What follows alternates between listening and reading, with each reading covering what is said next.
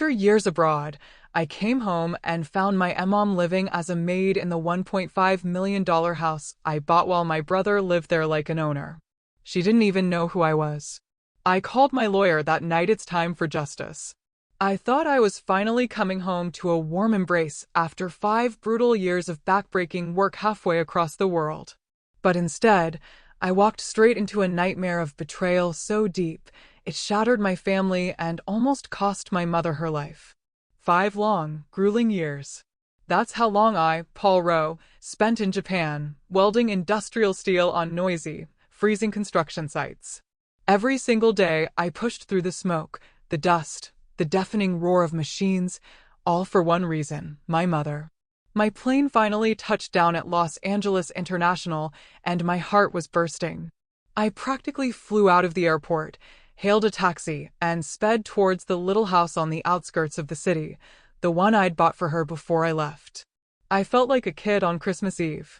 My mom, Matilda, is the woman I love most in this world. She raised my younger brother, Colin, and me alone after our father died too young in a workplace accident. I still remember her, exhausted after a shift at the textile factory, sitting by the fireplace, telling us fairy tales until we fell asleep. For 5 years, I sent money home like clockwork and video called every week. But nothing, absolutely nothing, compared to holding her tight and feeling that familiar warmth again.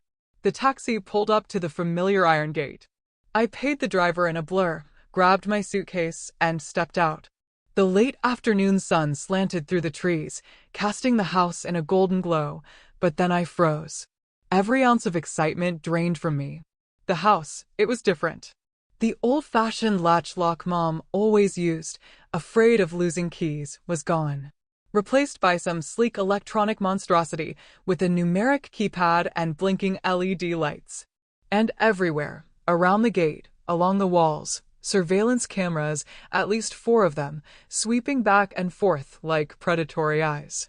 My mother, Matilda, a gentle woman, 58 years old, completely clueless about technology. She was scared of the smartphone I bought her, always saying, "Son, it's too complicated. I'll just stick with the old one." How on earth could she have decided to install all this? I tried to calm myself. Maybe she hired someone for safety reasons, I thought, but a cold, heavy dread started creeping in. Something was terribly wrong. I took a deep breath, set my suitcase aside, and pressed the doorbell. The familiar chime from my childhood rang out clearly. I waited, a silly smile on my face, imagining Mom rushing to the door, eyes glistening, shouting, "Paul, my boy is home." But nothing happened. Just silence. I pressed again, holding it longer this time. Still nothing. My heart started hammering against my ribs. Maybe she's napping or out at the market. No, I'd told her I was coming. I rang a 3rd time, then a 4th, and finally, I started calling out loudly through the gate. "Mom, it's Paul. Your son is back." Still not a sound. The house was unnaturally quiet, eerily silent, as if no one was there at all. Or worse, was Mom sick? That thought sent a chill straight down my spine. I glanced around. The neighbor next door was watering plants, but didn't even look over. I considered asking them, but something held me back. No, I told myself, once I see Mom, everything will make sense. Finally, after what felt like an eternity, a 5th ring, I heard a faint click from inside. The door slowly swung open, and I stood there, utterly stunned. It wasn't Mom. It was Colin, my 28-year-old younger brother. The brother I remembered as an unemployed deadbeat, living recklessly, drinking too much, gambling away any money he touched. Colin stood there in a ratty old t-shirt, hair a mess, eyes slightly red like he'd just woken up. When he saw me, he visibly flinched for a split second. I caught it, a genuine shock, before he instantly plastered a huge, almost forced smile on his face. Teeth showing, but the smile never quite reached his eyes. "Brother Paul. Oh my God, you're back. Why didn't you tell me you were coming?" His voice was a little too high-pitched, nothing like his usual lazy drawl. Before I could answer, Colin rushed forward and threw his arms around me in a tight, theatrical hug, slapping my back hard, acting overly happy. I was taken aback. My brother had never been this affectionate. When we were younger, we fought all the time because he was lazy, and I ended up doing all the chores. The last time I saw him before leaving for Japan, we'd argued because he borrowed money and never paid it back. Now, this over-the-top hug, it made a strange weariness rise inside me. Something felt deeply off. I patted his shoulder awkwardly and gently pushed him away. Yeah, I'm back. But why are you here? Where's Mom? Colin laughed loudly, a little too loud, and pulled me inside. Come in, come in. We'll talk inside. Carla, babe, Paul's home. He ushered me in like he owned the place. As I stepped through the gate, dragging my suitcase, I immediately noticed that the entire interior had been transformed. The familiar living room, with the old sofa where Mom used to sit knitting, was now furnished with shiny leather couches, a huge flat-screen TV mounted on the wall, and brand new shelves filled with trendy decorations, little statues, modern vases. The whole atmosphere felt like it belonged to a young, hip couple, not a kind old lady like my mother. I frowned, looking around. The house has changed a lot, huh? You did all this. Just then, Carla, Colin's 27-year-old wife, came out of the bedroom. She wore a short dress, her hair tied up high, flashing a bright but strangely artificial smile, like she was performing. Paul, hi. It's been forever. Colin talks about you all the time. Her voice was sweet, but I could sense the strain in it. Carla and Colin had gotten married 2 years before I left, and I remembered her as the demanding type who constantly pushed Colin to make more money while she herself did nothing but shop. Now, watching her standing there, holding a glass of water, her eyes darting quickly towards the kitchen, everything felt even stranger.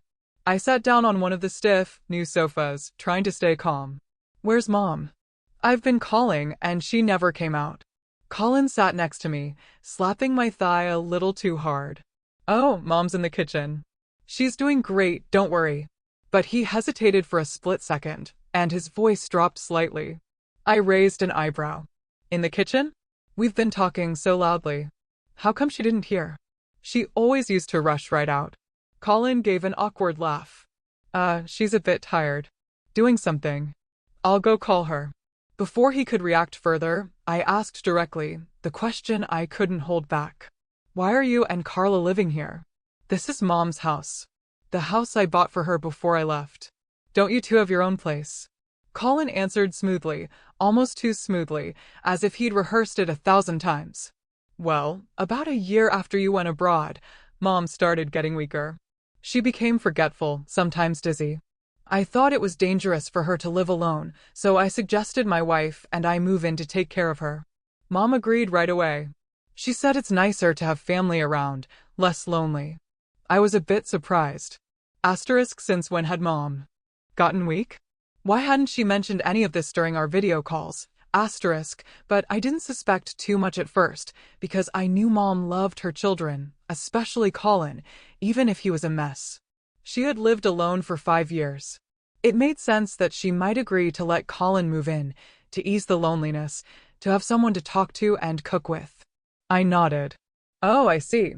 That's good. I'm glad you thought of Mom. But deep down, a tiny, unsettling doubt flickered. Why hadn't she ever told me about this? I glanced at Carla and caught her shooting a quick, unreadable look toward the kitchen, a mix of worry and caution, before she immediately smiled again, hiding whatever it was. A cold shiver ran down my spine, like an invisible hand tightening around my throat. My heart raced, a cold sweat breaking out on my back. Something was seriously, terribly wrong here. The changed house, the new locks, cameras everywhere, Colin and Carla living here, and Mom not coming out to greet her son after 5 years apart. I stood up. Never mind. I'll go see her in the kitchen myself. Colin jumped up too. Yeah, let me take you. But I didn't wait. I headed straight for the kitchen. Every step felt heavy, as if gravity itself was pulling me down. The air in the house suddenly became oppressive, thick with tension, like a scene in a horror movie. I could hear the faint clinking of dishes from the kitchen. But why wasn't Mom calling out to me? The bad feelings surged stronger, a wave of pure dread, and I pushed the kitchen door open hard, ready to face whatever was waiting on the other side. And then I froze on the threshold, my heart almost stopping dead in my chest. There, in front of me, was my mother, Matilda. But not the mother I remembered. She was wearing an old, crumpled maid's outfit, the faded apron she used to wear only when scrubbing the house years ago. She was bent over the kitchen sink, looking utterly exhausted, visibly gaunt and frail. Her hands trembled, as if she had no strength left. Those rough, callous fingers that had worked hard her entire life now shook violently as they clutched a sponge. Water dripped from the faucet onto the wet floor. The heavy air in the kitchen was thick with the cloying smell of detergent mixed with leftover food. But what truly paralyzed me was the sight of her.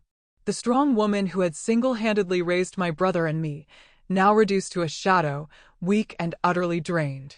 Why was she doing housework in this condition? My throat tightened, tears welled up, but I forced them back. I called out to her, my voice strained and strangled, as if someone were choking me. She turned her head slowly and looked at me with dull, vacant eyes, as though struggling to recognize a distant face from a foggy memory. Her hair had turned much grayer, tangled and unkempt. Her face was so sunken, I barely recognized her.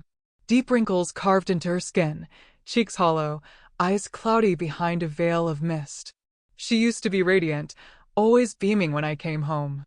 But now she looked as if she had aged 10 years in the 5 I'd been away. A searing pain stabbed through my chest like a sharp knife. How had Mom ended up like this? I had sent money home faithfully every month, believing she was living comfortably. Yet, the horrifying reality in front of me left me reeling. She stared at me for a long time, blinking as if trying to focus. Then, a faint spark of recognition flickered in her eyes. She stammered, "Paul, my son, you're back." Her voice trembled, breaking off between words. Her feet shuffled slightly as if she wanted to come closer. She let the sponge fall from her hands, water dripping onto the floor. In that moment, a sliver of hope flared inside me.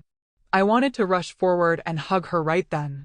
But instantly, Colin cut in from behind, his voice quick and loud. "Mom, go rest. You're not feeling well.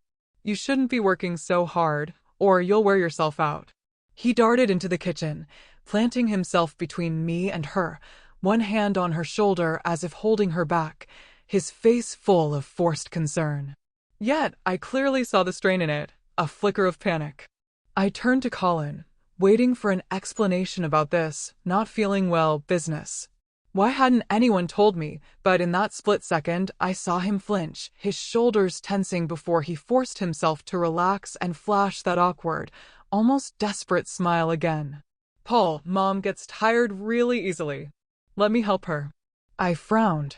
The unease inside me grew stronger, twisting into a knot of dread. Why was he reacting so fast, as if he'd rehearsed this exact scenario? Colin spoke hurriedly, his voice rising slightly with tension. "Lately, Mom's been really forgetful. Sometimes she remembers things, sometimes she doesn't, and she gets emotional easily. She cries when she sees people she knows. Come on, let's take her to the living room and talk there. Standing here too long will tire her out." Carla appeared in the doorway, her tone soft, but her eyes flashing with a cold calculation. "He's right, Paul. I'll get her some water to feel better." Their reactions were too quick, too perfectly synchronized, like they had practiced this, prepared answers for every possible question. The strange feeling inside me swelled like a balloon about to burst. What were they hiding? Why did Mom look so utterly exhausted? And why had they left her washing dishes alone in that state? I didn't wait any longer. I stepped forward, pushed past Colin, and wrapped my mother in a tight hug. She trembled in my arms, her body cold and fragile, completely unlike the warm, strong embrace I remembered from the days she comforted me after fights with Colin or cooked dinner for us despite her own exhaustion. Now she was so thin, I could feel every bone. Her skin was ice cold, as if she hadn't been warm in a very long time. Overwhelming sorrow surged through me, a tidal wave of grief. I couldn't hold back the tears any longer. "Mom, I'm home. I'm so sorry I left you alone for so long." She whispered something incoherent, resting her head on my shoulder. But she didn't hug me back, as if she were afraid. Afraid of them. I gently led her to the living room, supporting her step by careful step because she walked unsteadily, her legs shaky. The moment we sat on the sofa, the first thing I asked, my voice barely a whisper, was, "Why are you letting Mom do housework in this state? She's so weak. She needs to rest." Carla jumped in quickly, her voice dripping with forced sincerity. "Oh, Paul, she insists on doing it. She says she wants to keep busy. That sitting idle makes her restless." Colin nodded vigorously. "Exactly, bro, Mom's stubborn as a mule. We tell her over and over, but she won't listen." Yet, their excuses rang completely hollow. How could Mom insist on washing dishes with hands that shook like that? And why weren't they helping her? I turned to Mom, trying to speak gently. "Mom, it's Paul. Look at me clearly. Are you okay? How have you been living? If anything's wrong, tell me. Don't hide it from me." Matilda looked at me, struggling to form words. Her sentences broken and halting. "My son, I missed you, but my mind's been so confused lately." Her memory was clearly jumbled, her voice small and trembling, as though she was terrified of saying the wrong thing. Every time she hesitated or seemed about to say something, Colin or Carla immediately interrupted, answering for her, talking over her. "Mom says she's fine, just forgetful." Or Carla, "She missed you so much, but she's tired now." Mom fell silent at once, shrinking into herself in fear, her shoulders hunching, her eyes dropping like a frightened bird. That was the moment everything became crystal clear. Matilda kept glancing at Colin and Carla with anxious, wary eyes, the look of someone long accustomed to being controlled and too scared to speak without permission. She huddled on the sofa, clutching the hem of her apron as if afraid of being scolded for saying the wrong thing. My heart clenched with a mixture of pain and blinding rage. Asterisk, what the hell was going on here? Why was my mother terrified of her own son and daughter-in-law? Asterisk, I wanted to ask her directly, "Mom, tell me, what have they done to you?" But with Colin and Carla sitting right there on either side, watching her every move, I knew she wouldn't dare tell the truth. She would stay silent or repeat whatever script they'd given her.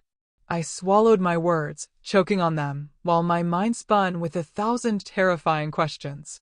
I had planned to stay the night, cook for her, hold her while she slept like when I was little. But the tension and the way Colin kept trying to control everything made it clear that staying now would get me nowhere. They would watch every second. I'd never get a moment alone with her. "Okay, I'll stay tonight, Mom," I tried. Colin immediately cut in. "The house is cramped. Bro sleeping on the sofa wouldn't be comfortable. Just stay at a hotel and rest properly. Come back tomorrow." Carla nodded. "Yeah, she's really weak these days. Let her sleep early so she feels better." Their intention was obvious. They wanted me gone so they could keep controlling her. In the end, I stood up, kissed Mom on the forehead, and said, "I'm going to visit some old friends for a bit. Take care of yourself, okay?" It was a lie. I needed time to think, to plan. Colin instantly asked, his voice thick with a worry that felt far too genuine. "How many days will you be gone? And will you come back here afterward?" I saw right through him. He wanted me away for as long as possible. So I answered vaguely, "After I see my friends, I might have to fly straight back to Japan. I only got a short leave. Work's crazy." Colin visibly relaxed his shoulders, a genuine smile, free of strain, breaking across his face. "Cool. Have fun then." That unguarded reaction sent a fresh chill through me. Why was he so relieved, as if my leaving meant they were free to do whatever they wanted? It confirmed beyond doubt that in this house, something horrific was being hidden. I stepped out of the gate, my heart heavy as if it were dragging stones behind it. The late afternoon sunlight slanted through the trees, but it couldn't chase away the gnawing dread eating at me from the inside. Through the window, Mom watched me leave, her eyes glistening with tears. Yet she didn't dare wave, as if terrified of being punished for it. The sight stabbed my heart. Why was she so afraid? I hailed a taxi, slumped into the back seat, and told the driver in a hoarse voice, "Head straight to the outskirts, toward the airport." But halfway there, passing familiar streets lined with coffee shops and children playing, I suddenly changed my mind. "Turn around, man." Find a hotel near the old neighborhood instead. The driver glanced at me in the rearview mirror and raised an eyebrow. What's up, kid? Forget something? I shook my head, my voice low. No, I just don't want to go far yet. The truth was a terrible unease gnawed at me. A dark premonition whispered that if I truly left now, Mom would be in real danger. I needed to see what would happen once they thought I was gone. Once they believed I'd flown back to Japan, and they could act freely, without fear of being caught. Midway subscribe line. By the way, if you're still with me on this crazy journey, thank you. You won't believe what happens next. Please hit that subscribe button. There are so many more unbelievable stories coming your way. ***, continue main story. The taxi stopped in front of a small, rundown hotel on the outskirts. The kind of place meant for working-class guys like me. Simple rooms, hard beds, but only a few miles from Mom's house. I paid, dragged my suitcase inside, and checked into the cheapest room available. The place was dim and smelled of damp mold, but I didn't care. I collapsed onto the bed, my mind spinning. 5 years in Japan, slaving away, welding steel amid smoke, dust, and deafening machines, thinking that sending money home every month was enough to keep Mom comfortable. And now, the house was filled with brand new things. Mom was skin and bones, and Colin and Carla were controlling her every glance. I remembered our recent video calls. She'd always cut them short, saying, "I'm fine, son." But her eyes avoided the camera, as if someone were watching her, just out of frame. Now everything clicked into place, forming a horrifying picture. I had to watch them. I had to find proof. But how could Colin do this? He was my little brother, blood of my blood. When we were kids, we played together. I taught him how to kick a soccer ball. Mom would smile and say, "You two love each other. Always protect one another." And now he had betrayed her for money. The thought sent ice through my veins. I lay awake all night, the distant sound of traffic echoing like a warning. For the next few days, I watched from a distance, playing amateur detective. Early each morning, I'd put on an old jacket and a baseball cap, stand at the street corner, a safe distance away, hiding behind the trees. I saw Colin and Carla forcing Matilda to take some kind of pills every day. Each morning, they made her sit at the dining table. Carla would hold a cloudy white pill, shove it into Mom's mouth, and Mom would swallow with trembling hands, eyes downcast, never resisting. I thought they were vitamins. She really was weak, maybe she needed them, so I didn't dwell on it at first. But why was she growing more and more dazed? I remembered how strong she used to be, walking to the market, laughing. Mom still got plenty of strength. Don't worry about me. Now she shuffled around the house like a ghost, doing chores from dawn till dusk. I watched for 3 straight days, heart pounding every time they locked the doors and the cameras swept the yard like they were keeping her prisoner. During the day, Colin would go out, supposedly job hunting as he claimed. But I saw him hanging out at the nearby bar, laughing with his buddies. Carla stayed home, her face always twisted in anger, snapping and yelling at Mom for dropping a plate while washing dishes. I wanted to charge in, to smash that door down, but I held back. I needed solid proof. Those nights in the hotel, I lay clutching my phone, scrolling through old photos of Mom. Tears streamed down my face. Why hadn't I come home sooner? Regret and dread churned inside me like a ticking bomb. Then, one evening, everything shattered.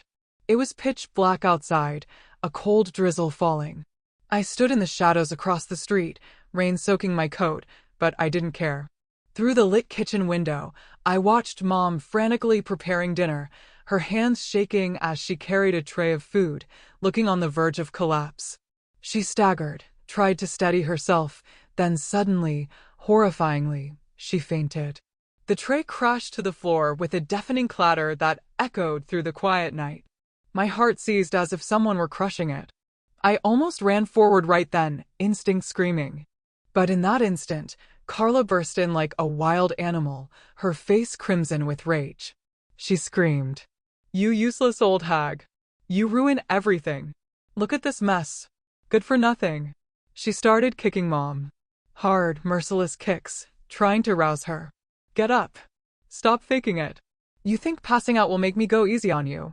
She didn't care that Mom had just collapsed. She kept kicking the frail body, unleashing all her fury. Carla hurled the cruelest insults through the open window, words that cut into me like knives.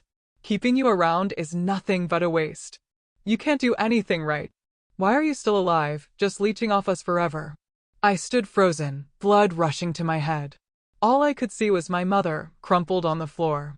My mother, the woman who had sacrificed everything for her children, being treated like garbage by her own daughter-in-law. Pain and rage exploded inside me like wildfire. I couldn't hold back anymore. I charged toward the house, my heart pounding, breathless with fury. I kicked in the back door with a splintering crash and stormed into the kitchen, my face burning, breathing ragged. Carla spun around, saw me, and turned deathly pale, like she'd seen a ghost. She stammered. "People, I didn't mean. Why are you here?" Her mouth couldn't form a coherent sentence. Her hands shook as she pointed at Mom on the floor. I didn't let her finish. I swung my open hand and slapped her across the face hard. The crack echoed through the kitchen. She stumbled, nearly fell, clutching her cheek, eyes wide with shock. Blood roaring in my ears, I roared, my voice tearing through the air. "Who the hell do you think you are? That's my mother. What did she ever do to you that you dare kick her like that? She fainted and you still scream at her." The kitchen froze. Carla leaned against the wall, face ashen, lips trembling, only able to babble in terror. First, I just got angry because she spilled. At that moment, frantic footsteps thundered in. Colin rushed out from the bedroom and stopped dead when he saw me towering in the middle of the kitchen.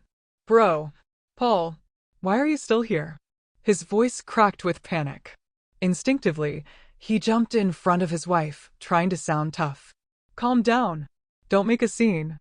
The neighbors will hear." One hand reached to hold me back, but his eyes darted wildly, panic and calculation plain to see. I pointed straight at my brother, my voice like iron. "Shut up. Why do you let Mom work in that condition?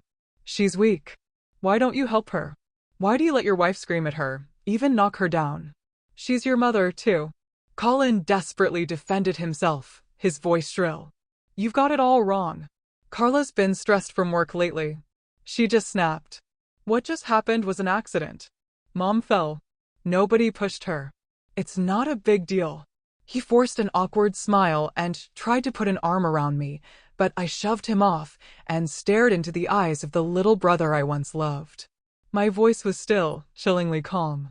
If I hadn't been here, how would I have seen this? And if I'd really left, what worse things would the two of you do to her? Did you think once I was back in Japan, you could torture her freely? Colin was speechless, his mouth opening and closing with lame excuses. "It's not like that. I take care of her." Meanwhile, Carla hid behind him, turning away, trying to mask her contempt, but her eyes burned with hatred toward Matilda, as if Mom were her mortal enemy. I saw their true faces clearly. Not children, but parasites. I wouldn't let Mom suffer one more second. I rushed forward, bent down, and scooped Matilda into my arms. Her body was limp, ice cold. Her breathing so faint, my heart nearly stopped. I turned to Colin, my eyes like blades. "I'm taking Mom out of here right now." Colin lunged in panic to block the door. "What are you doing? She needs rest. Put her down." In that instant, every ounce of restraint inside me collapsed. I kicked him hard in the chest.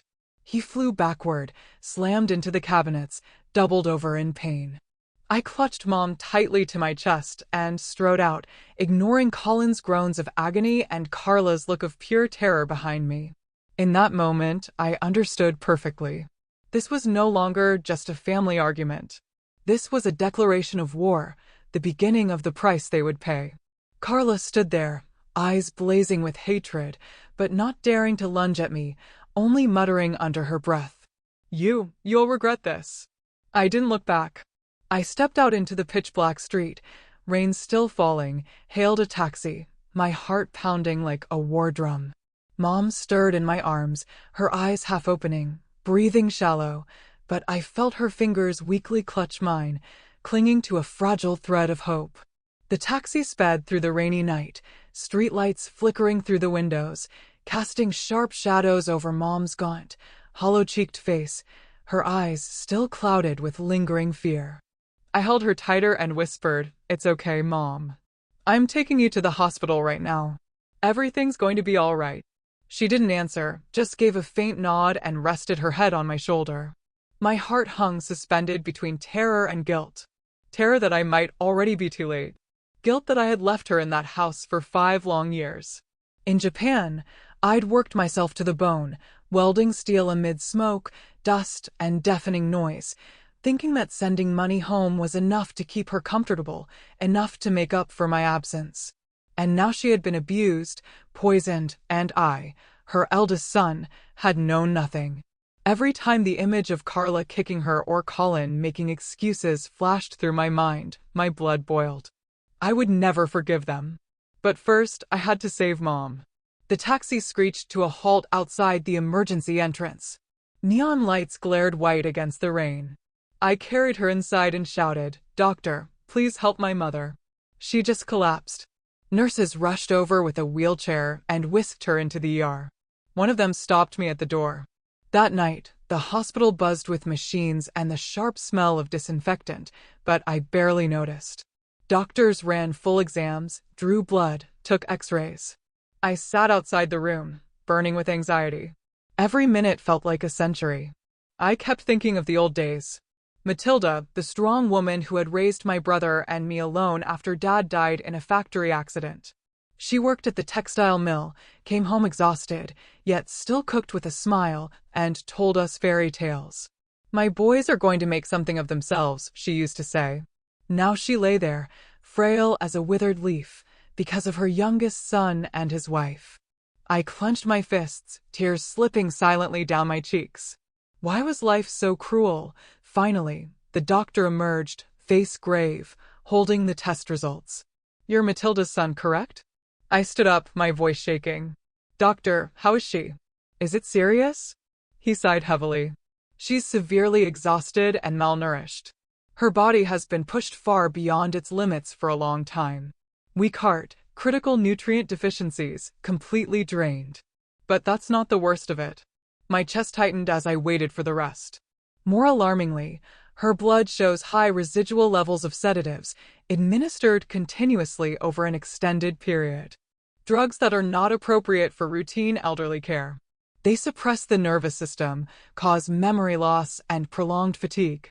I froze, my ears ringing, each word slicing through me like a blade. Asterisk sedatives? They had been forcing her to take poison to control her. Asterisk, the doctor continued bluntly. If this had gone on much longer, she could have suffered permanent neurological damage, even life-threatening complications, coma, multiple organ failure. You brought her in just in time. I collapsed into a chair, my head spinning. I had left her in that house for 5 years, sent money, made video calls, but never came back, never checked. I was the guilty one. I had blindly trusted Colin. Regret crashed over me like a tidal wave. I buried my face in my hands and sobbed silently. "It's my fault. I'm so sorry, Mom." The doctor placed a hand on my shoulder. "What matters now is treatment. We'll keep her admitted for monitoring and recovery. For fluids, nutrition, and complete cessation of the sedatives." I nodded, wiping my eyes. "Yes, do whatever it takes. I'll stay here and take care of her. Please talk only to me about everything." In the days that followed, Mom lay in a stark white hospital room, the steady beep of the heart monitor filling the silence. Thanks to 4 fluids, vitamins, proper nutrition, and stopping the sedatives entirely, Matilda slowly began to regain clarity. Her eyes were no longer vacant. A spark of awareness returned. She looked at me and gave a weak smile. "Paul, you really came back." I took her hand, my voice thick with emotion. "Yes, Mom. I'm here now. Just get better, okay?" She started recognizing people clearly again, speaking coherently, no longer dazed like that first day I found her in the dark kitchen. She even reminisced. "I remember the night you left for Japan. I cried all night." Every word healed something inside me, yet also reminded me of the pain she had endured. I never left her bedside. I took care of every meal, every nap, every little thing. Mornings, I washed her face and spoon-fed her nutritious porridge. Come on, Mom. It's good. Afternoons, I told her funny stories from Japan to make her laugh. Nights, I sat holding her hand while she slept, listening to her steady breathing. In the quiet hospital nights, with only rain tapping the window, I wondered what Colin and Carla were doing now. Mom grew stronger day by day. Color returned to her skin. Her hands stopped trembling. The doctor checked her and smiled. Excellent progress. No traces of the drugs left in her system. I breathed a sigh of relief, but the weight in my heart remained. Why did she have to suffer like this? One sunny afternoon, golden light streamed through the window, warming the room. I gently asked, Mom, why did you let them treat you that way? Why didn't you tell me? Matilda looked at me, her eyes suddenly filling with tears, then burst into wrenching sobs, her whole body shaking as if releasing years of pent-up pain. She cried loudly, tears soaking the pillow, clutching my hand. My son, they controlled me. I was so scared. I held her, stroking her back. Tell me everything, Mom. It's okay now. When she finally calmed down, she wiped her eyes and began, her voice trembling, each word cutting me to the core. She told me that sometime after I left for Japan, Colin and Carla came asking to stay, just temporarily. They were having a hard time. Because she loved her son, she happily agreed, thinking it would be nice to have family around. At first, they were attentive. Carla cooked. Colin fixed things around the house. Mom was overjoyed. I thought they had changed, she said. But within months, their true colors emerged.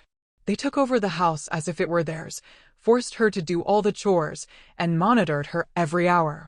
They said, an old woman needs to keep busy to stay healthy, but really they made me clean and cook from morning till night, she said, choking up. They forbade her from going out. It's dangerous, Mom. Gradually, they cut off her contact with neighbors by installing cameras and locking the doors. Then they started giving her vitamins for the brain to keep you sharp. She took them at first, thinking they were harmless. But soon her mind grew foggy, her body weak, her memory fragmented. She forgot names, dates, everything. When she tried to refuse the pills, they forced her and threatened. If you don't obey, we'll put you in a nursing home, and those places are hell.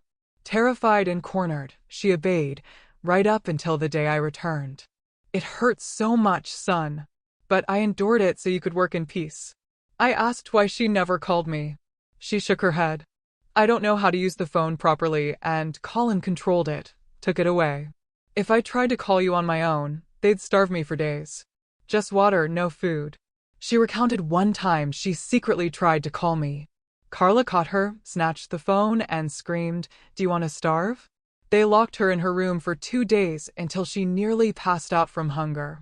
Hearing all this, I gripped her hand so hard it hurt. My chest crushed by pain, rage, and burning guilt. Asterisk, how dare they? Colin, my own brother, my blood, tortured our mother like this. Asterisk, I held her tight. I'm so sorry, Mom. I'll make this right. She stroked my hair. All I need is you, Paul. Her story opened a black abyss. They hadn't just physically abused her. They had poisoned her mind and isolated her completely. I now understood those video calls. Her silence, her averted eyes. They had been sitting right there, watching her. Fury surged through me, mixed with cold, unyielding determination. What was their motive? Money? The house? I would find out. But first, Mom had to be fully strong again. In the days that followed, I lived in a state of total chaos, as if trapped inside a whirlwind with no way out. By day, I sat beside Mom's hospital bed, smiling, chatting with her, spoon-feeding her nutritious porridge, telling funny stories from Japan, like the time I nearly fell off the scaffolding in a strong wind, or the best sushi I'd ever eaten. But inside my head, everything was a storm. I was torn between blind rage that made me want to storm back to the old house, punch Colin square in the face and scream, "You piece of filth," and endless self-reproach. How could I have been so blindly trusting? For 5 whole years, I sent money home faithfully, $1,000 every single month. thinking that was enough to keep Mom comfortable, enough to make up for my absence. In reality, I had abandoned her, left her alone to face two monsters wearing the masks of son and daughter-in-law. Every night, lying on the hospital room's hard sofa, I tossed and turned, haunted by the image of Mom kicked across the kitchen floor, mixed with memories of her smiling face the day I left for Japan. Take care of yourself, son. I'll be waiting for you. It was my fault. If I had come home sooner, if I had checked more carefully, none of this would have happened. I couldn't understand why Colin and Carla could treat our mother with such cruelty, or what their real goal was. What could they possibly want from a kind old woman? The money I sent? The little house I bought for her with my own sweat and blood? The thought sent ice through my veins, like an invisible hand squeezing my throat. The feeling that a much larger conspiracy was lurking behind everything wouldn't let me sit still. I couldn't just wait for Mom to recover and do nothing. The gnawing dread was like the ticking of a time bomb. I suddenly remembered an old high school friend, Daniel, who once mentioned a private investigator who could dig up any secret. The next morning, while Mom slept soundly after her Ford drip, I slipped out of the hospital and called Daniel. I asked him about a trustworthy PI. Paul, be careful, Daniel said, his voice worried. But I know a good one. Jack Harlan specializes in family cases and financial tracking. I'll send you his number. I called Jack immediately, my voice shaking as I gave him the short version. My brother and his wife have been abusing my mother. I need them watched. Jack listened calmly. I understand, Mr. Paul. I'll monitor the couple's every move.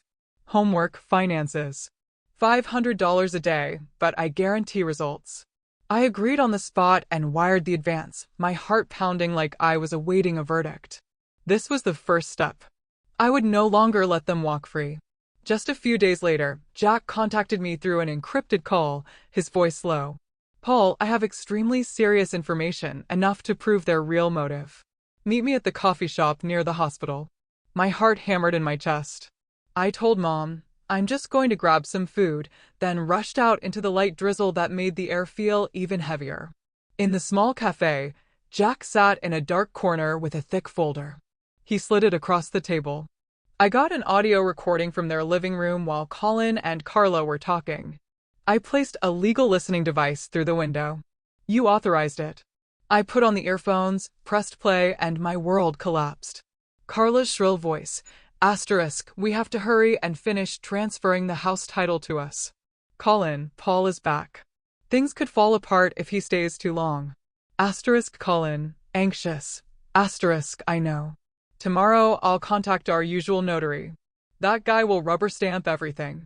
Mom's forged power of attorney is still valid. Just a few more signatures and it's done. Asterisk Carla, pressing, asterisk, get it finished fast. I'm not losing this house. Paul's money transfers are almost gone. We need to sell the place for capital.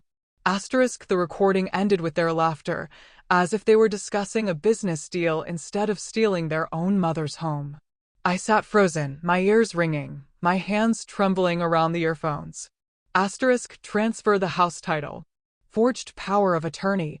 Asterisk, they were planning to seize the very house I had bought with years of blood and sweat so Mom could live out her days in peace. Jack continued gravely. That's not all. I also discovered that the savings account in Matilda's name has been systematically drained over a long period. All withdrawals made by Colin using the forged power of attorney.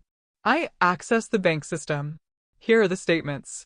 He pushed over pages dense with numbers. The balance was exactly the money I had wired home every month for 5 years, more than $60,000, now almost completely gone. Only a few hundred left. The statements showed the money had been spent on gambling, luxury shopping, vacations, designer clothes, paying off gambling debts at local casinos, and personal indulgences for both of them. Transactions included $5,000 to a loan shark, $2,000 for a diamond ring for Carla, even expensive concert tickets. I held the folder and went numb, tears blurring my vision. I never imagined. They weren't just stealing the money I sent. They were deliberately destroying Mom's health, drugging her into a stupor so she couldn't resist, isolating her so no one would interfere, all to seize everything. Now it all made sense. Forcing the sedatives, controlling her every move, cutting her off from the world. It wasn't random cruelty. It was a calculated plan from the start to strip her of her assets. They moved in pretending to care, gradually turned her into a slave, bled the bank account dry, and prepared to transfer the house. If I hadn't come back when I did, she would have been dumped in a nursing home, or worse, slowly killed by the drugs, and they would have walked away with everything.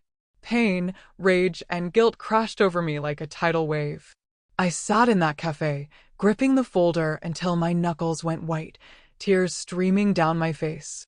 Asterisk, how could Colin do this? My little brother, who sobbed in my arms when Dad died. Now he sold our mother for money. Asterisk, amid the chaos, one thing became crystal clear. There was no turning back.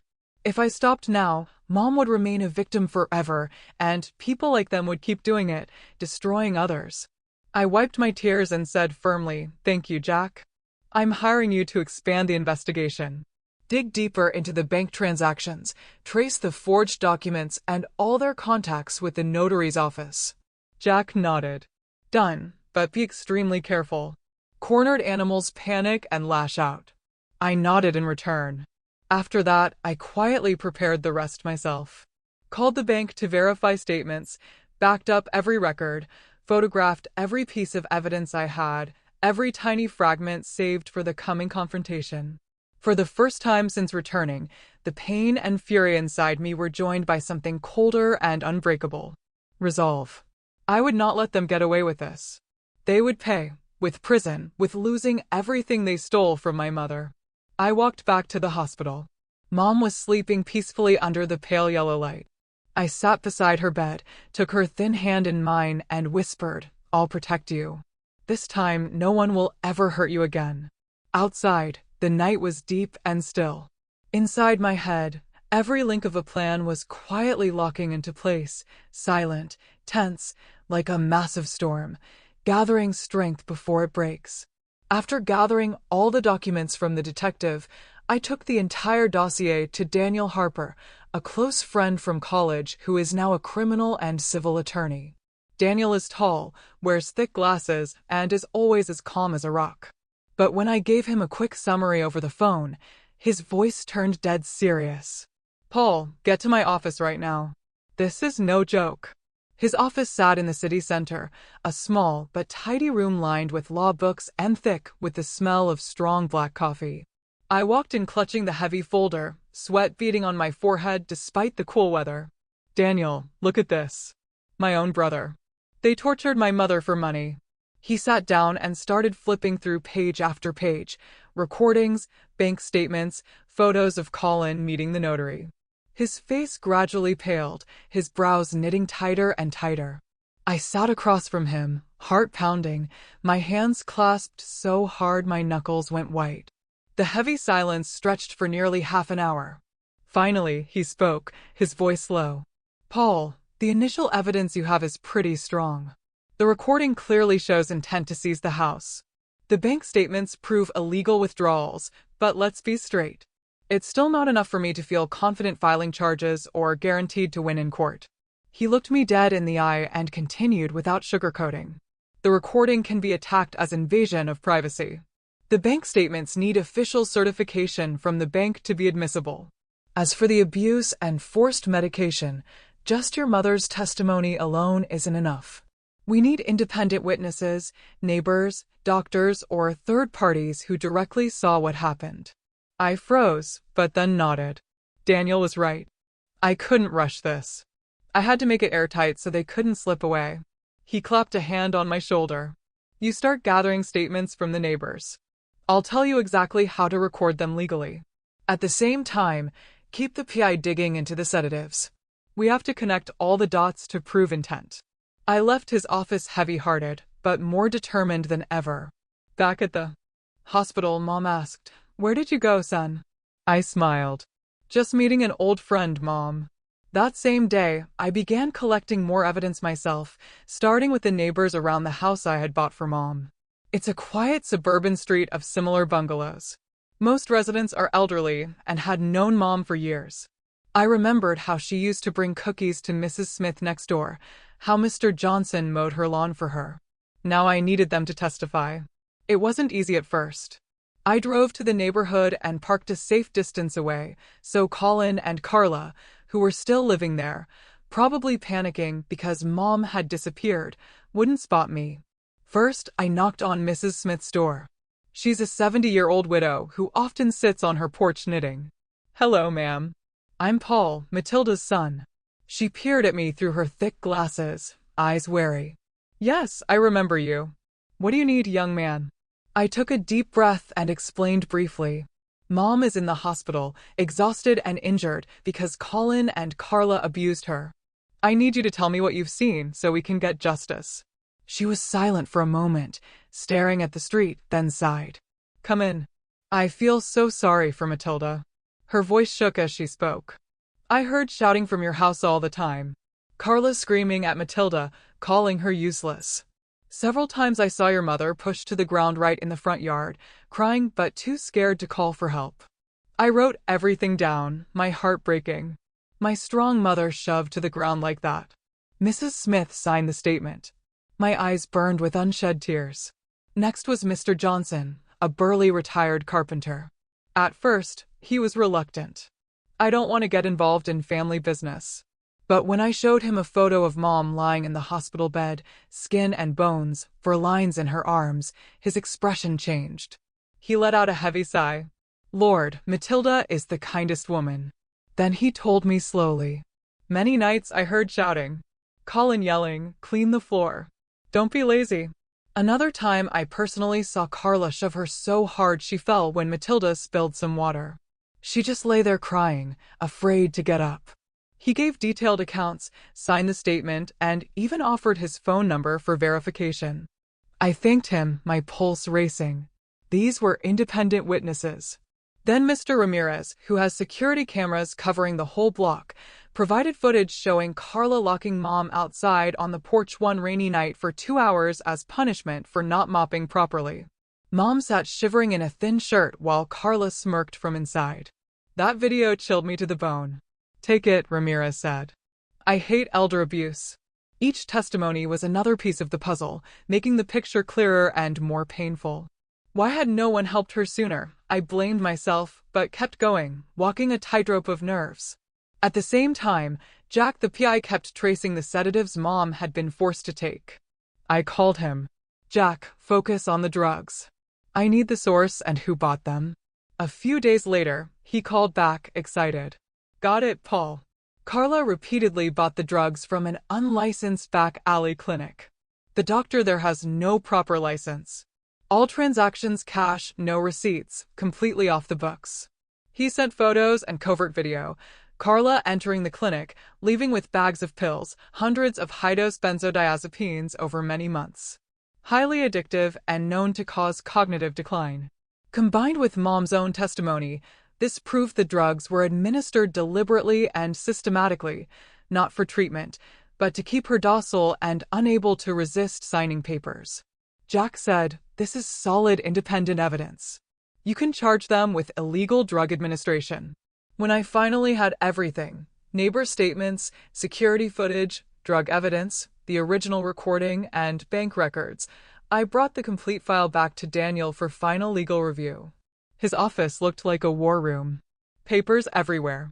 After going through it all, he looked up, his eyes gleaming. "Paul, you did an amazing job. Independent neighbors, clear video of abuse, drug evidence proving intent, bank fraud, the recording combined. This is rock solid. Fraud, theft of property, elder abuse, illegal drug use." I exhaled, still nervous. "You're sure? They'll deny everything." Daniel grinned. "How can they deny physical evidence? I'll file the criminal complaint on your mother's behalf and submit the entire package to the police and prosecutor's office." We drafted the complaint together. I signed on Mom's behalf with power of attorney, my heart racing.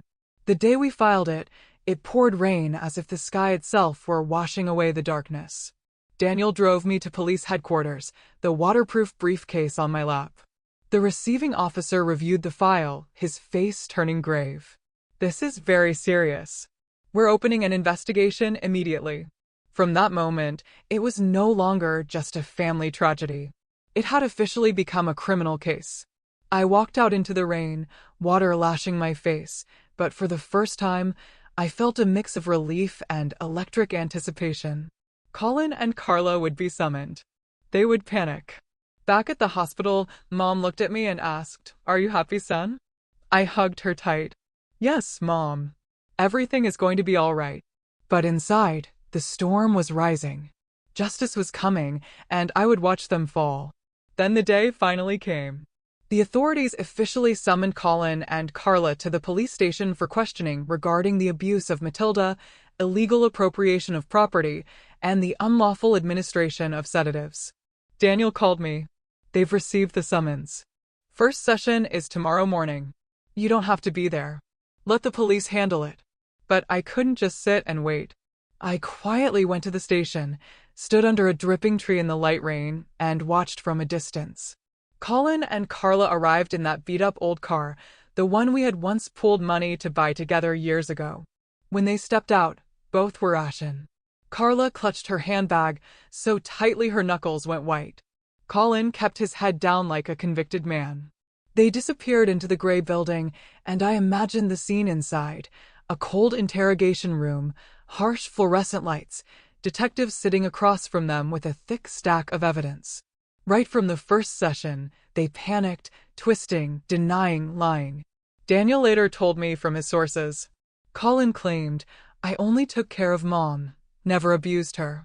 Carla insisted those were just vitamins, not sedatives. They denied everything, but the videos and bank statements made them stammer. I pictured Colin, the brother who once swaggered around, now trembling when asked, "Why did you drain your mother's savings account?" And Carla, the sharp-tongued woman, reduced to mumbling, "I don't know anything." A mix of tension and grim satisfaction coursed through me. They were scared. They finally realized the net was closing. After leaving the station, Colin and Carla understood the situation was completely out of control and prosecution was now very real. They no longer laughed or joked. They sped home in panic. Jack the PI was still watching and reported.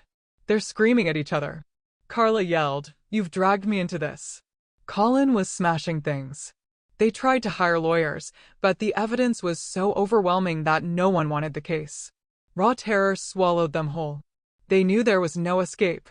The recording clearly revealed their plan to steal the house. The security footage showed Mom locked outside in the rain.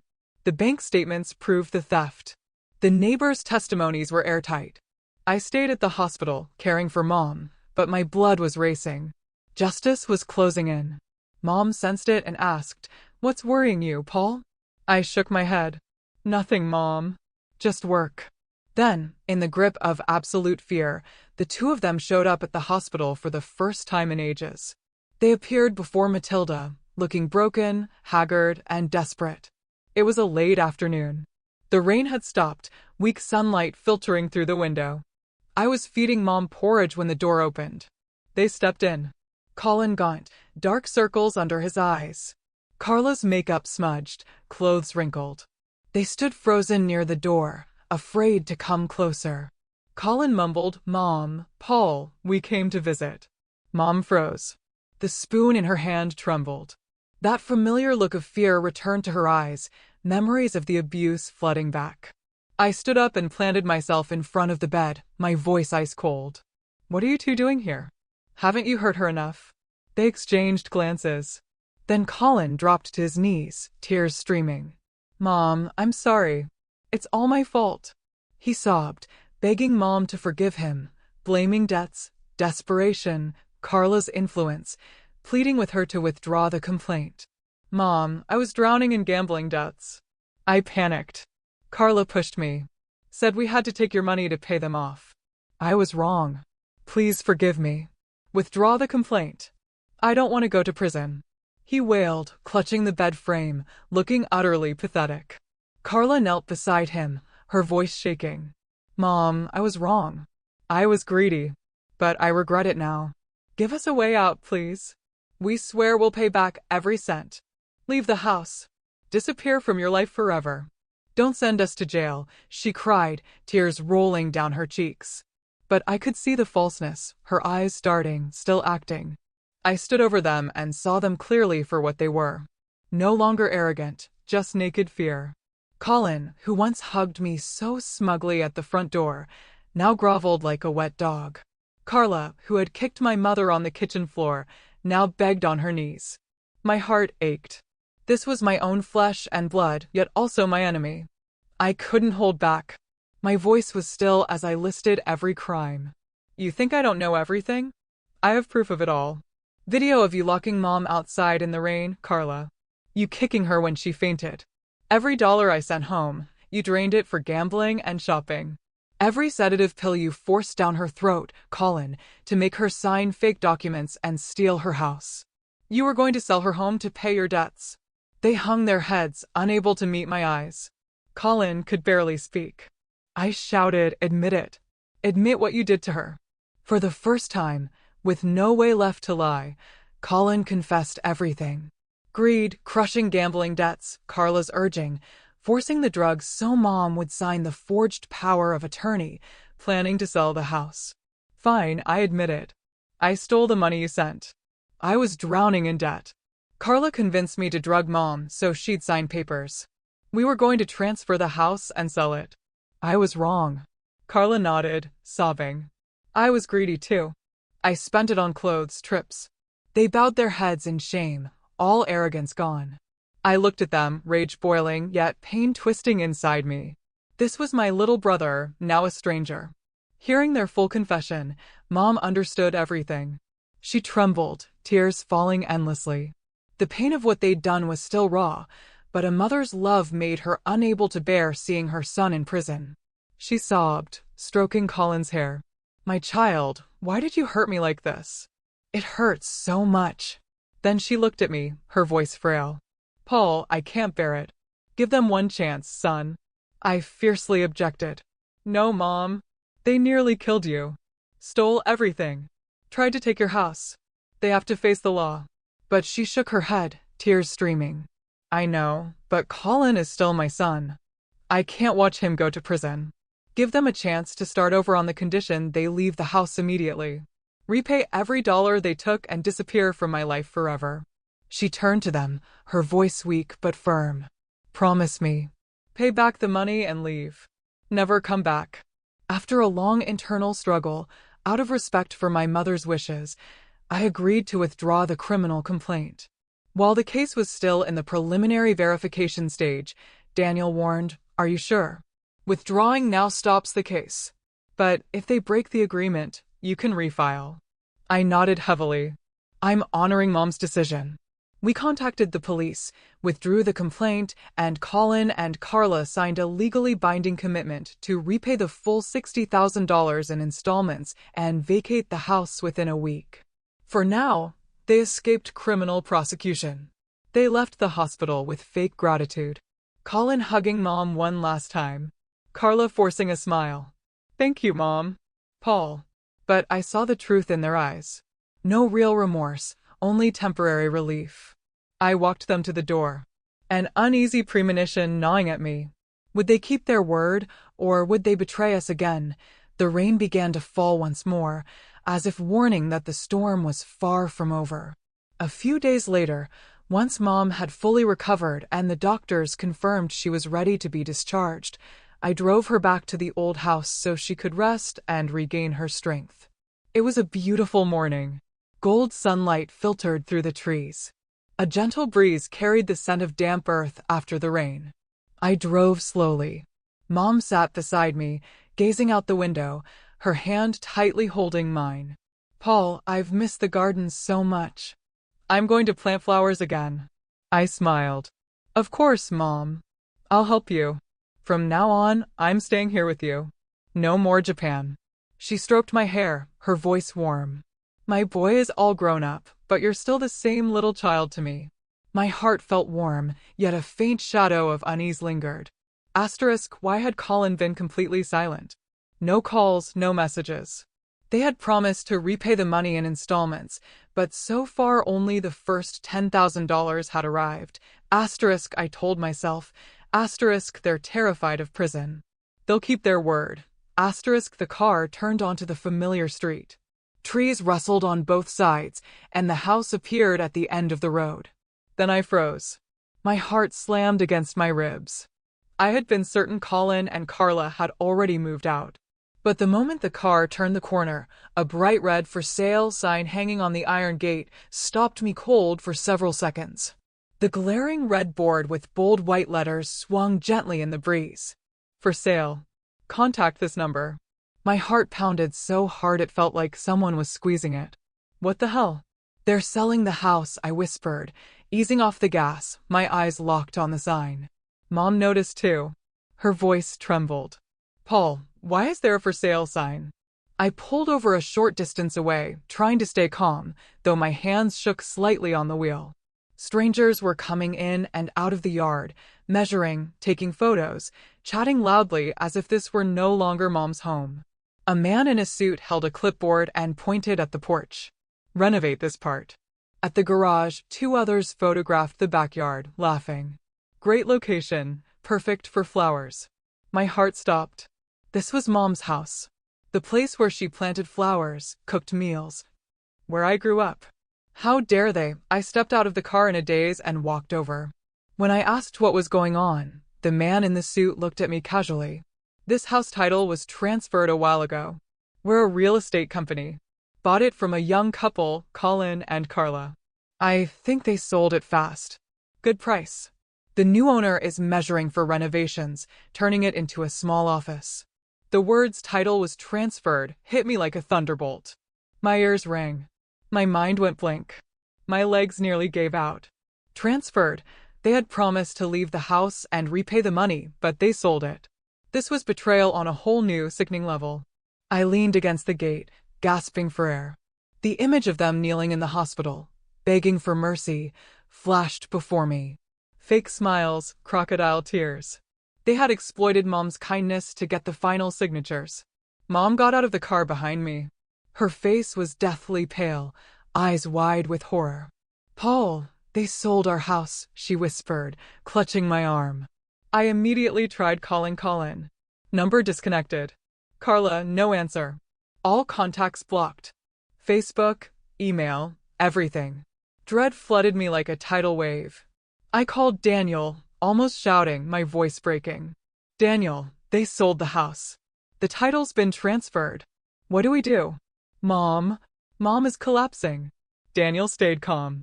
Paul, breathe. I'm checking the land registry office right now. Minutes later, he called back, his voice grave. Confirmed. The house was transferred using forged documents while Matilda was still under the influence of the sedatives. Her mental capacity was impaired at the time. The signatures were made when she was drugged and not legally competent. They used the fake power of attorney to rush it through. In that instant, I understood. The moment they knelt and begged for forgiveness, they had already planned this final betrayal. They groveled so Mom would soften, withdraw the complaint, and give them just enough time to transfer the title before the police dug deeper. They knew she wasn't mentally competent because of the very drugs they forced on her to contest it. Mom collapsed to the ground in front of the gate when she heard the news. Her face was ashen, her eyes empty as the full realization hit. She had personally handed her betrayers their last chance. She sat down hard on the pavement, clutching her chest, sobbing without sound. I trusted them. I was wrong, Paul. Our house is gone, isn't it? I knelt and held her, tears streaming down my face. Mom, I'm sorry. I'll get the house back. I swear. But the pain was unbearable. She had suffered so much already, and now this final, crushing blow. I clenched my fists. Rage, agony, and crushing guilt tore me apart. Asterisk, it was my fault. I had opposed withdrawing the complaint, but I respected her wish. I gave them the opening. If I had stood firm, the house would still be hers. Asterisk, at that moment, I knew for certain Colin and Carla never intended to change. They only used Mom's mercy to pull off one last theft. They begged for forgiveness to buy time, sold the house, took the money, and vanished. That uneasy premonition had become brutal reality, stabbing straight through my heart. I helped Mom back into the car. She leaned on me, crying the entire way to a hotel. We no longer had a home. I told Daniel to report it to the police immediately. Daniel, they committed fraud. They forged the transfer. He replied, already on it, Paul. This is a far more serious crime now. Document forgery and large-scale property theft. Standing in front of the house that had sheltered Mom through her old age, watching strangers measure and plan while the for sale sign swayed in the wind, I finally understood. The real war was only just beginning. I looked at the house one last time. This was war, and I would not stop until they paid the price. The hours that followed were pure hell. I took Mom to stay temporarily in the old family home of a relative. Matilda lay on the bed, her eyes red and swollen, whispering over and over, I was wrong, Paul. I never should have forgiven them.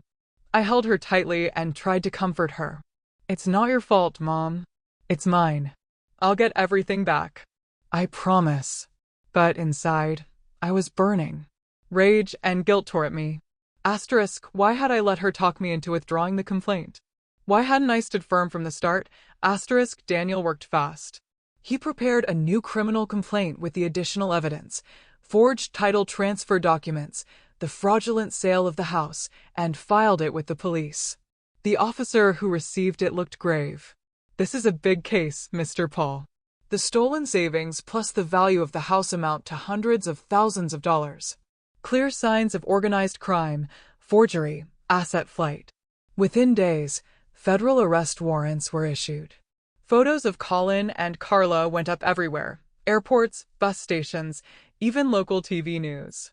Wanted, fraud, theft of property, elder abuse. The red headline flashed on the screen. I stared at the television, my heart twisting. My little brother, now a nationally wanted criminal.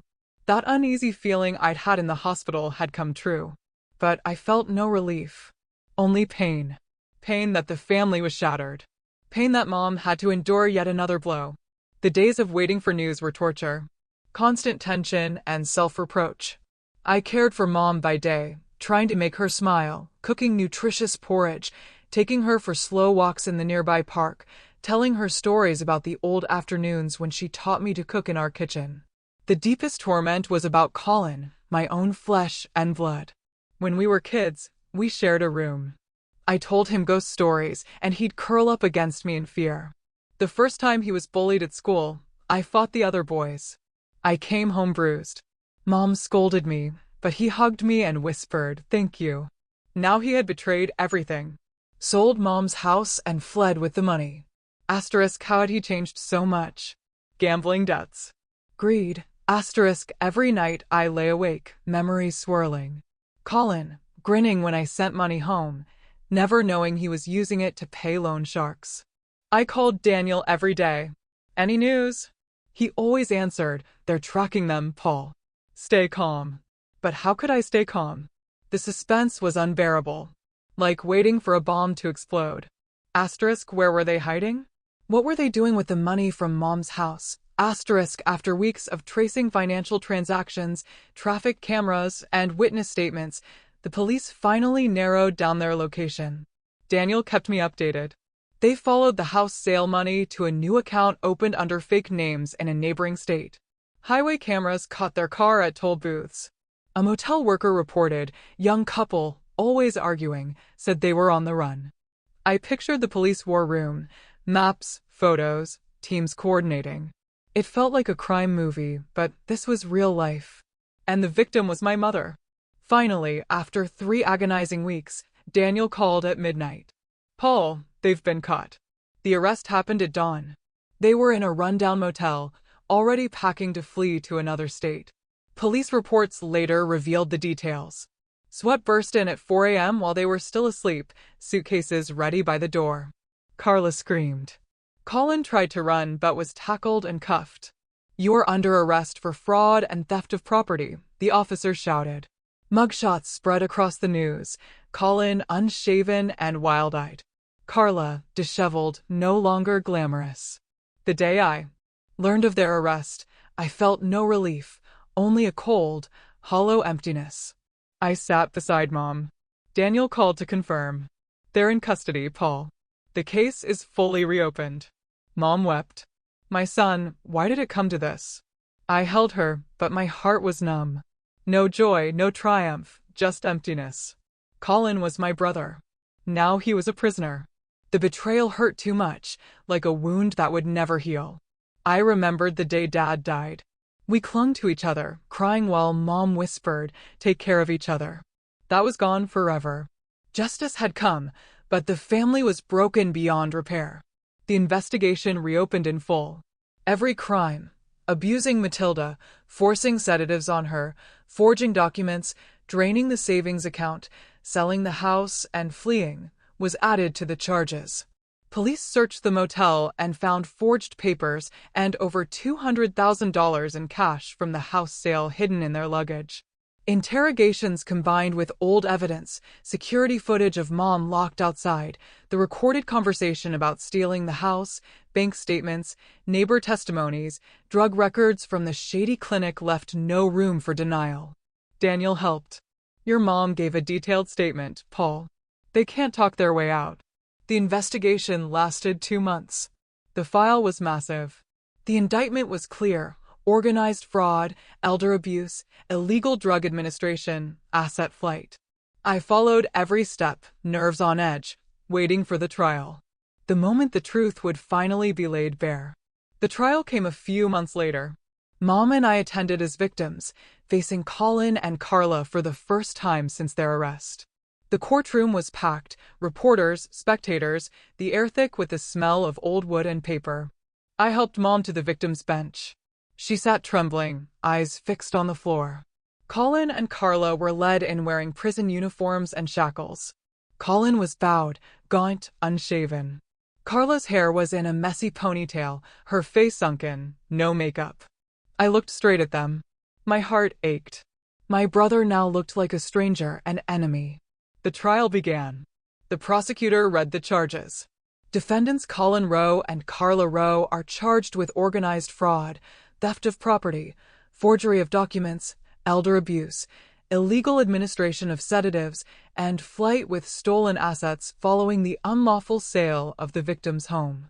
Colin kept his head down the entire time, barely able to speak, only muttering, "I was wrong," when questioned.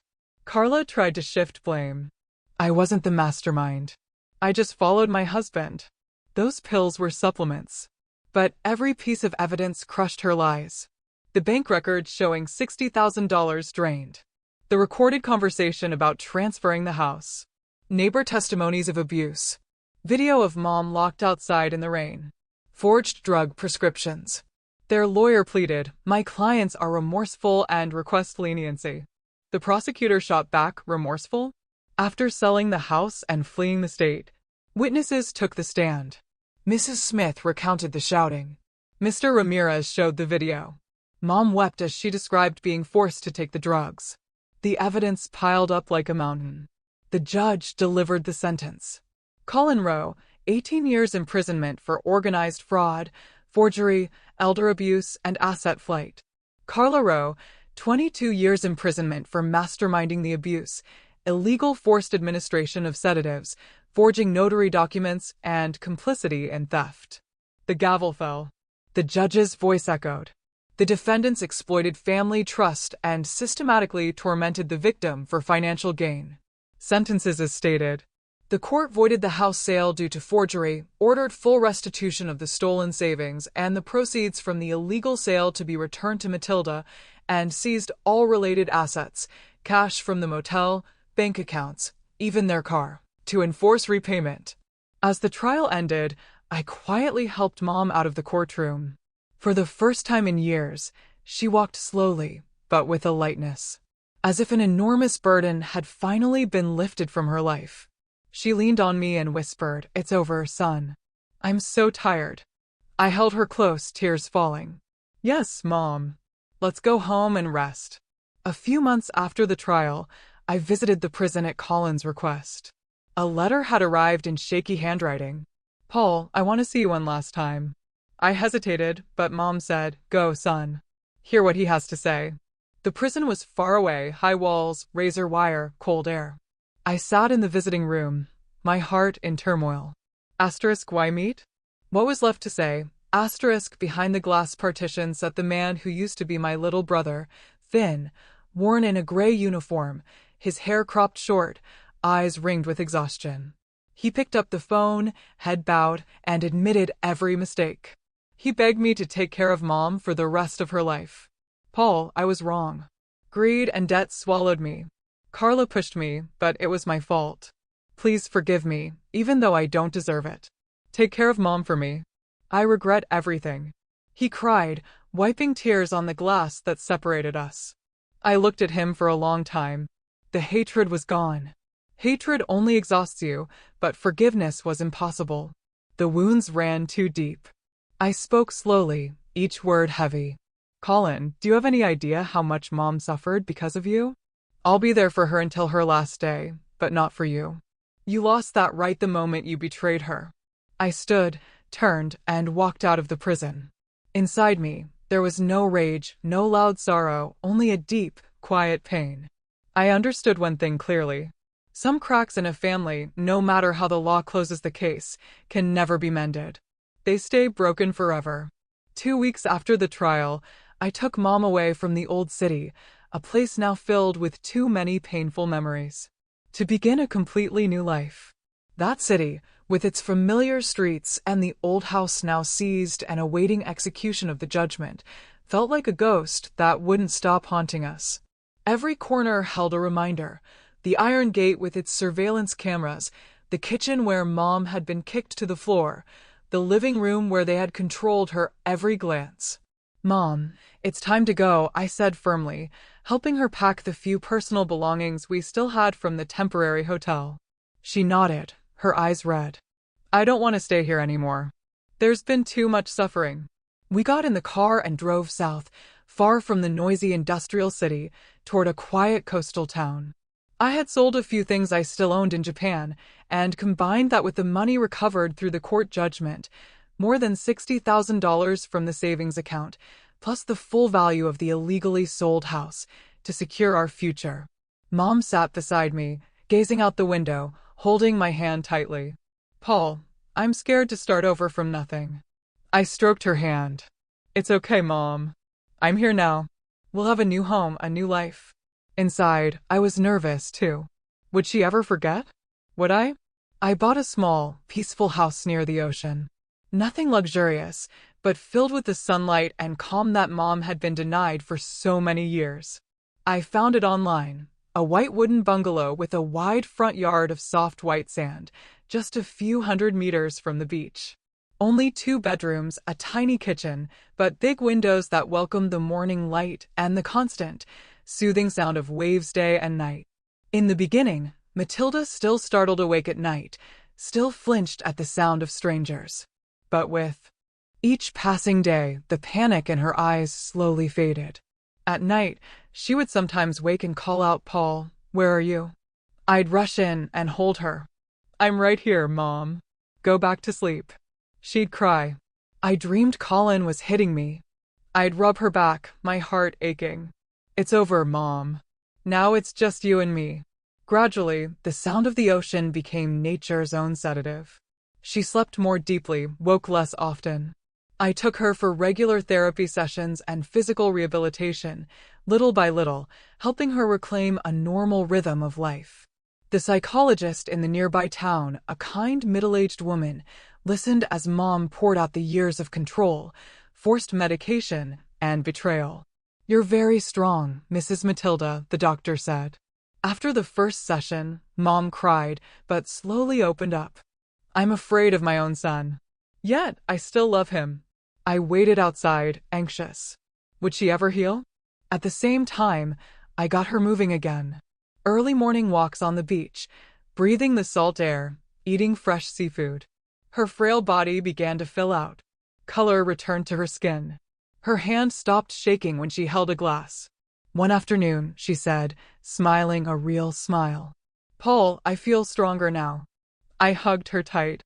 That's all I need, Mom. Seeing you like this makes everything worth it. Matilda started planting flowers on the front porch again, cooking simple meals, and for the first time in years, I saw her laugh without fear. She bought rose seeds at the local market, knelt in the dirt, her hands still a little unsteady, and planted them. I'll make a garden as beautiful as the old one. I helped dig, water, and watched the green shoots appear. The kitchen smelled of the fish soup she made the old way. Simple but warm. Eat, son. Mom cooked it just like before. She smiled, the lines around her eyes softening, no longer tense with dread. Watching her, my heart felt full. This was the light after all the darkness. I decided to return to the work I loved, but this time not as an escape. I wanted to build a real, stable future for us. In Japan, I had worked only to send money home, running from true responsibility. Now, I found local work, a welder at a ship repair yard near the coast. The pay wasn't high, but it was enough. And most importantly, I came home every night, ate dinner with Mom, and told her about my day. The future felt steady. I saved to buy a little more land, maybe open a small workshop one day, and care for her until the end. My heart was calmer, though the memories remained. Now, they fueled me to keep me strong. Some evenings we sat on the porch together, watching the sunset paint the sea red, waves whispering endlessly. I thought back over the entire journey, from the moment I stood in front of the old gate to the day I faced them in court. My soul grew quiet. I realized the deepest pain was not the loss of money or the house, but the betrayal of trust by my own blood. Money can be recovered. A house reclaimed. But trust in Colin, my little brother, was shattered forever. I once believed family was unbreakable. Now I know the trail from within hurts 100 times more. Yet I also understood this. If I hadn't come home that day, if I hadn't dared to face the truth, Mom might never have had these peaceful years. If I'd flown straight back to Japan as planned, she would likely have died slowly from the drugs, the house lost, and no one would ever have known. Coming home, even though it hurt, was the right choice. Watching Matilda quietly water her flowers each morning, I realized that justice doesn't always come quickly. But when you keep walking to the end, it always finds a way. She waters the roses under the morning sun, smiling to herself, rediscovering who she is. Justice, through detectives' evidence in the courtroom, was slow but certain. Like the ocean wearing down stone. I learned that greed can turn a loved one into a monster. But love and awareness can pull a person back from the edge of darkness. Colin's greed made him a monster. My love and Mom's love saved her. Awareness, recognizing the warning signs, was the key and the hardest lesson. Never leave the fate of those you love to blind trust, because evil can sometimes wear the mask of family. Compassion is noble, but misplaced, it can become the knife that cuts the compassionate one. Mom forgave them, and they used that mercy to sell her house. Blind trust nearly killed her. My advice to anyone listening: truly care for your aging parents, not just with money, but with your presence and your listening ears. When something feels wrong, don't stay silent and endure. And don't delay the truth. Every day you wait can be a day you can never get back. I sent money, but I didn't come home. Didn't really listen. And I almost lost her. Care means being there, calling often, visiting. That is the lesson I paid for in pain. I close this chapter not with hatred, but with a silent promise to myself. From this day forward, I will never again let anyone hurt my mother. I watch her water the flowers and whisper the vow, Mom, I'll always be here. I hold no more hatred for Colin. He's already paying the price. There is only peace and the quiet joy of being beside her. The journey ends, but the lesson lasts forever. Ending NCTA*, the weight of what happened still sits heavy, a scar that will never truly fade. But looking at my mom now, truly at peace, I know we survived. We rebuilt. And that's a victory in itself. So, tell me, after hearing all this, what would you have done if you were in my shoes that day I found my mom in the kitchen? And what's your biggest takeaway from our story? Let me know in the comments below. I really want to hear your thoughts. ***.